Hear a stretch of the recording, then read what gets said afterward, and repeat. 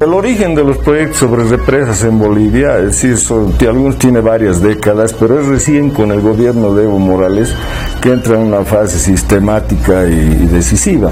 Pero aquí hay que diferenciar dos etapas, ¿no? La primera etapa en la que no se hace nada prácticamente hasta el 2014, excepto algunos ensayos en Caché la Esperanza.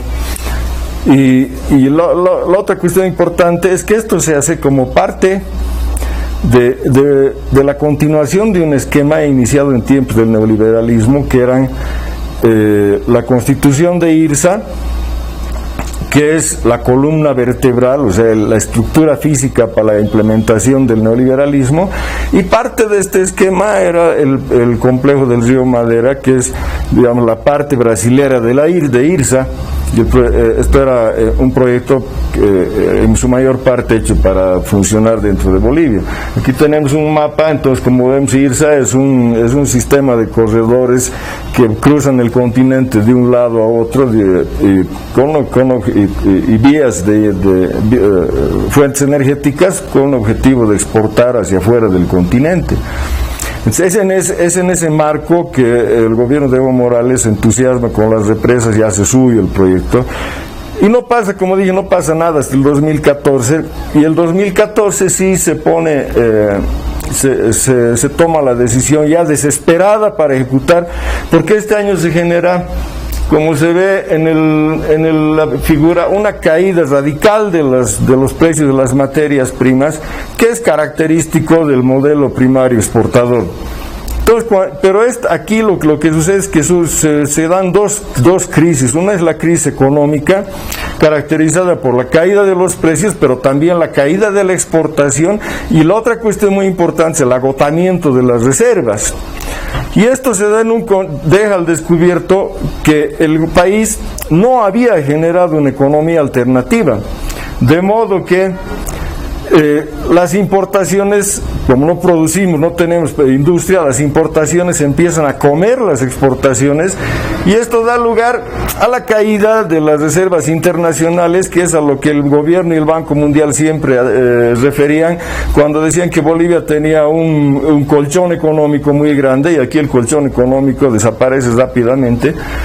Pero otra cuestión importante de esta crisis económica es que queda de manifiesto que el Estado pasó a vivir principalmente de los impuestos que paga la población, siendo el IDH apenas un 10%. Aquí tenemos el 2017, donde apenas es un 10% de los ingresos del Estado, y quiere decir que el pueblo está sosteniendo al Estado. Por otra parte, viene la otra crisis, que es la crisis política.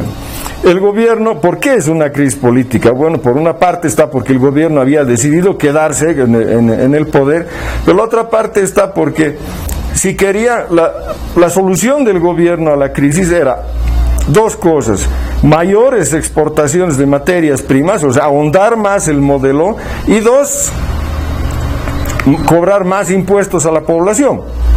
¿Ya? Porque hemos visto que de eso estaba viviendo. Pero no podía hacer esto si no ponía fin al sistema democrático, a los derechos humanos, a los derechos de los pueblos indígenas y a la protección del medio ambiente. Entonces esto es claro, por ejemplo, cuando vemos que con la caída de los precios del gas, hasta el 2016 se implementan numerosas modificaciones a la legislación medioambiental y a la que protege a los pueblos indígenas. Una de ellas es abrir las áreas protegidas a las actividades petroleras. Y esto es algo que había tratado de hacer Gonzalo Sánchez, el gobierno de Gonzalo Sánchez de Lozada, pero por una ley, y Evo Morales lo hace por decreto. Es en este contexto, en estas dos crisis económica y política, que surge el proyecto del corazón energético de Sudamérica, que consta de una gran cantidad de proyectos de generación, pero básicamente son 4 grandes represas y un centro de energía nuclear en el Alto. De acuerdo a Evo Morales, esto costaría hasta el 2025 $30.000 millones. ¿Qué significa estos $30.000 millones para la economía nacional? Primero hay que tomar en cuenta que las inversiones en el negocio de las represas es financiamiento externo. Y esa es una cuestión como de principio. Y la otra cosa que hay que ver aquí es el impacto que esto tendría en la deuda externa. si esto se realiza hasta 2025, solamente estos 30.000 millones de dólares contraídos por represas, no estoy hablando de otro tipo de endeudamiento, podría fácilmente superar el Producto Interno Bruto. ¿Por qué podría superar? Porque de acuerdo a estudios y de acuerdo que se han hecho a nivel internacional, de acuerdo al análisis de los mismos informes del gobierno, ellos están bajando los costos, no están mostrando los costos reales para no despertar la reacción de la sociedad, pero por otra parte estos estudios internacionales muestran que normalmente las represas llegan a costar el doble de lo previsto. Entonces, si estamos hablando del caso de Chepete Bala, por ejemplo, de 10.000 millones de dólares, fácilmente llegamos a 20.000. Y entonces quiere decir que estos 30.000 van a quebrar la economía porque van a superar fácilmente el 100% del Producto Interno Bruto y no hay país pobre que pueda soportar esto. Ahora hay eso en cuanto a las consecuencias. Esto nos lleva a los impactos, a tener una visión amplia de los impactos y no la que pretende el gobierno, que solamente quiere hablar de lo que dice el exministro del rubro, hablaba solamente del área de afectación, es decir, si a uno se le mojan los zapatos, hasta ahí llegó el impacto. No, esta deuda externa muestra que las represas, las consecuencias les vamos a pagar todos, no solamente la gente que va a sufrir las inundaciones. Por otra parte, nos preguntamos, ¿por qué el gobierno está haciendo este negocio? ¿Es realmente rentable? ¿Es realmente una salida? Primero, si nosotros vemos los costos de la energía eléctrica que van a salir, de todas las represas que hay, toditos están por encima del costo de la energía que se produce en Brasil, toditos están por encima. La otra cuestión que hay que ver es que cuando lanzaron estos proyectos, como dije, desesperadamente a partir del 2014, porque vieron que la economía se venía abajo, lo que era claro es que no habían visto la cuestión de mercado. Entonces, de todas las fases de un negocio, desde la idea original, la planificación, hasta el final, que es el mercado, si no vieron la cuestión del mercado, es donde tenían puesta la cabeza. Obviamente estaba en la construcción, y que no es la construcción en sí, sino es el financiamiento que esto mueve. Así se movieran 10.000 millones de dólares solamente por las represas de Chepite Bala, eso es una cantidad que supera cualquier cosa vista en el país, y es un super negocio para cualquier empresa que se meta a construir. ¿Ya? Pero es ahí donde estaba puesta la mirada, y por eso es que ha dado lugar a cuestiones ridículas como el hecho del mapa que plantean para la venta de energía de Chepite Bala. No llevan la energía eléctrica a lo que es más cerca, que es Guayarameriz, no llevan hacia el sur, al Mato Grosso, o sea, más de 1.000 kilómetros. Ya, eso, y es lo mismo ocurre en el caso de Rosita, no saben qué van a hacer con la energía. Y lo dijo el mismo presidente Evo Morales cuando firmó el contrato con Geodata para Chepite Bala. Ahora voy a mandar a los ministros para que vayan a buscar de dónde vender, porque alguien debe necesitar. O sea, esa es la visión con la que se hizo. Ahora queda claro, de acuerdo a la experiencia, y hay también estudios, especialmente en Brasil, que el negocio de las represas no es la generación de energía eléctrica, sino es la construcción. Pero hay otra cosa que es un negocio mucho más grande, y eso se ve del análisis de los proyectos del gobierno, pero además del caso de Itaipú, es que el gran negocio es financiero, es para el usurero que ha puesto la plata. ¿Y por qué menciono Itaipú en Paraguay? Porque el 2023, cuando Itaipú pague la última cuota de su deuda por la construcción, habrá pagado 60.000 millones de dólares por algo que tenía que costar 2.500 millones de dólares. Entonces ese es el negocio. Y lo que estamos viendo, por tanto, es que este es un negocio más allá de lo económico, es un negocio de poder. Esto es para quedarse en el gobierno.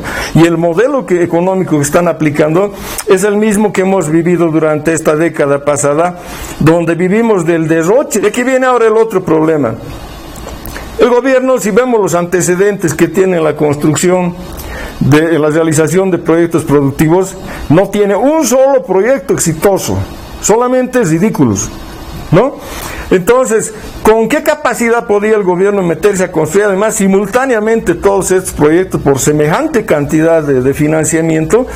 Obviamente no podía hacerlo, y es por eso que busca un patrón, un poderoso que se lo haga, y ahí encuentra a Brasil, entrando con Brasil como socio en la construcción de la represa binacional, 50-50-50, pero aquí hay un problema. Él es nuestro socio y toda la energía va a ser para Brasil, pero además no es el único socio, sino que hay un socio privado que es el dueño de la represa de Jirau, que está al otro lado de la frontera y que es el problema para las inundaciones. Y es un socio que tiene intereses propios porque quieren elevar la inundación de manera permanente, lo que afectaría a Bolivia.